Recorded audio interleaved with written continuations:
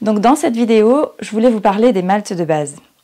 Donc le malt, c'est un des ingrédients principaux de la bière et il faudra pour votre recette choisir un malt de base. Alors il en existe plusieurs, on va les décrire ensemble et on va aussi décrire leurs caractéristiques parce que finalement chaque malt de base apportera quelque chose de spécifique à votre bière. C'est pas anodin, on a l'impression qu'on peut prendre lequel qui sont interchangeables, mais finalement ils ont quand même leurs caractéristiques propres et donc c'est ces caractéristiques que je vais vous présenter dans cette vidéo. Donc moi c'est Karine du blog Comment brasser sa bière.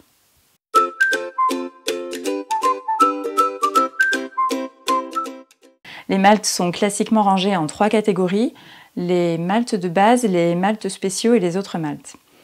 Donc les maltes de base, c'est ce qu'on va développer, mais pour info, les maltes spéciaux, c'est là où on va retrouver les maltes caramel, les maltes touraillés, les maltes torréfiés. Et dans les autres maltes, c'est là où on va ranger les maltes mélanoïdines ou acides, ou fumés, ou diastasiques. Comme leur nom l'indique, les maltes de base servent de socle, de base à votre bière. Parce que c'est ces maltes qui vont assurer principalement l'apport en amidon, en protéines et en enzymes. Donc ce malt de base, il faudra qu'il représente au minimum 60% de votre recette et ça peut aller jusqu'à 100%. Donc le malt de base, c'est vraiment le malt principal que vous allez utiliser dans votre recette, donc de 60 à 100%. On va commencer par les classer sur une échelle EBC du plus clair au plus foncé. Donc déjà les maltes de base, c'est les maltes les plus clairs qu'on va trouver pour brasser. Ils sont situés entre 3 et 25 EBC à peu près. Et donc ça veut dire qu'ils n'ont pas été chauffés, ils n'ont pas été touraillés ni torréfiés. Ça va leur permettre de conserver tout leur potentiel enzymatique. On va parler de pouvoir diastasique. Les maltes de base, c'est ceux qui ont le pouvoir diastasique le plus élevé de tous les maltes. Donc les maltes de base, voilà, c'est vraiment ce qui va apporter à votre brassage. Ça va apporter de l'amidon, ça va apporter les enzymes pour transformer cet amidon en sucre. Donc c'est vraiment primordial. Donc la question qu'on peut se poser, c'est est-ce qu'on peut prendre n'importe quel type de malt de base? Alors la réponse est oui et non. Ça dépend de la bière que vous voulez faire en fait. Si vous partez sur une bière brune ou avec beaucoup de couleurs, donc que vous allez utiliser des maltes spéciaux, évidemment c'est les maltes spéciaux qui vont gagner. Les maltes de base les arômes des maltes de base, parce qu'ils en ont, vont être effacés par les arômes et les saveurs des maltes spéciaux. Donc voilà, si vous brassez effectivement une porter ou une stout, l'impact de votre malt de base aura peu d'influence. Par contre, si vous décidez de brasser une bière claire, une blanche ou une blonde, avec peu ou pas de maltes spéciaux, là, l'impact de votre malt de base sera plus marqué. Et c'est dans ces bières-là que effectivement on va se poser la question quel malt de base je vais choisir.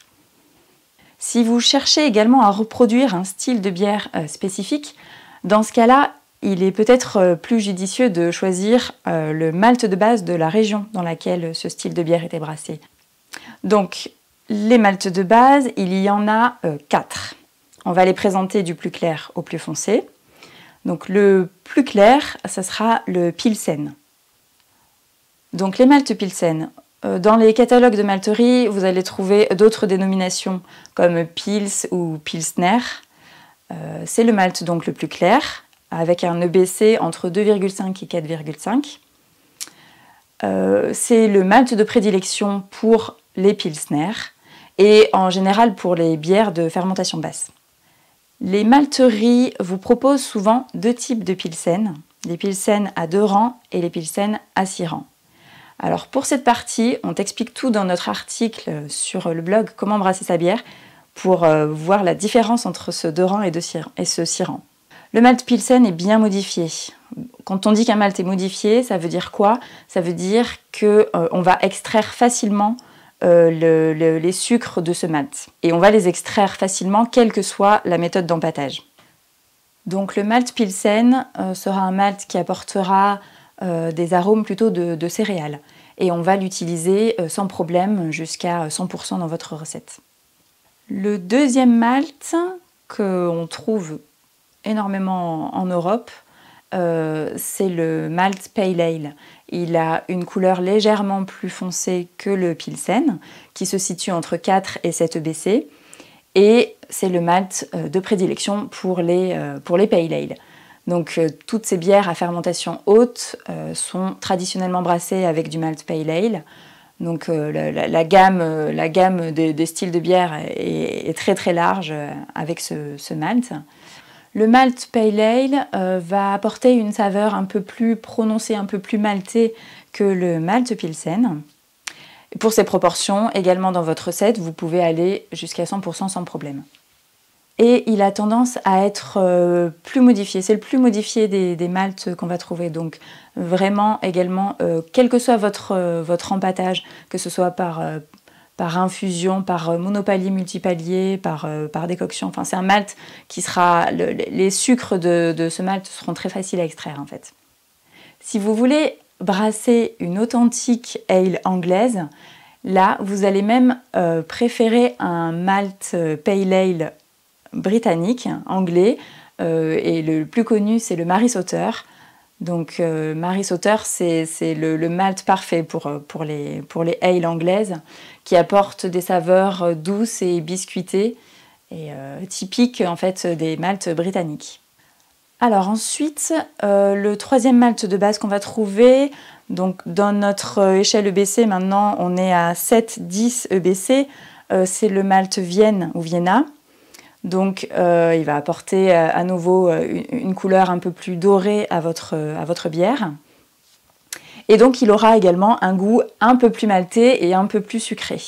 Même s'il est plus cuit que les autres malts, c'est un malt qui va avoir assez de pouvoir enzymatique pour convertir la totalité d'une recette si vous l'utilisez à 100%. Le malt de Vienne, comme son nom l'indique, est souvent utilisé dans les lagers de style viennois. Petite précision, si vous achetez vos malts à la malterie du château, vous aurez peut-être remarqué que le malt Pale Ale qu'on achète à la malterie du château a un EBC entre 7 et 10. Donc, et que leur malt Vienne a un EBC de 4 à 7. Donc faites attention, la malterie du château a classé ces malts d'une façon un peu différente des autres malteries. Ils auront leur malt le plus clair qui sera le Pilsen, ensuite ils auront le Vienne, et ensuite ils auront le Pale Ale. Donc si vous achetez un Pale Ale de la malterie Weyermann à 4-7, il sera identique au malt Vienne de la malterie du château. Comme ça, c'est plus simple. Le dernier malt de base que je voulais vous présenter, c'est le malt Munich. On a tendance à le mettre dans la catégorie des malts spéciaux, mais en fait, c'est bien un malt de base. Alors, il va avoir un EBC compris entre 15 et 25 EBC, et on va même le diviser en deux. On va parler de malt Munich clair pour des malts à 15 EBC, et on aura des malts Munich foncés à 25 EBC. Donc là aussi, les malteries ont choisi des dénominations particulières. Par exemple, vous allez trouver le malt Munich clair qui va s'appeler Munich Light ou Munich de type 1, et le Munich foncé qui s'appellera le Munich Dark ou le Munich de type 2, selon les malteries. Alors, nous sommes loin des pouvoirs diastasiques très élevés des 3 autres malts de base, mais on peut aussi aller jusqu'à une utilisation à 100% pour ce malt. Donc le malt de Munich clair, donc à 15 EBC, apporte une couleur dorée, apporte des saveurs de malt vraiment avec un côté biscuit, sucré. Et alors que le malt Munich foncé, alors il sera plus touraillé, il sera plus chauffé, donc on va avoir encore plus le côté maltais qui va ressortir, qui va tirer davantage vers les saveurs de pain grillé en fait. Et le malt Munich est souvent utilisé dans les styles de bière allemande.